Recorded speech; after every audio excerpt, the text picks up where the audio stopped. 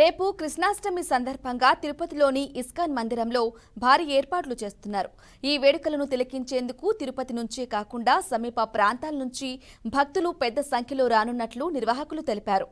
భక్తులకు ఎలాంటి ఇబ్బందులు కలగకుండా పోలీసులతో కలిసి కట్టుదిట్టమైన భద్రతా ఏర్పాట్లు చేసినట్లు ఇస్కాన్ నిర్వాహకులు వెల్లడించారు. ఎవరికీ ఇబ్బందులు లేకుండా శ్రీకృష్ణ పరమాత్మ దర్శనం సంతృప్తికరంగా కల్పిస్తామన్నారు.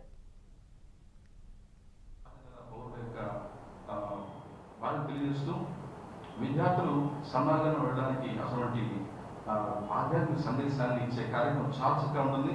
దయచేసి మీ అందరూ తెలియజేస్తున్నాను, ఈ కార్యక్రమం ఎవరు కూడా మిస్ కాకండి. ఎంతో స్ఫూర్తిదాయకమైనటువంటి ఈ కార్యక్రమం 27వ తేదీ సాయంత్రం ప్రభుపాద వారి యొక్క 128వ ఆయుర్వేద మహోత్సవం.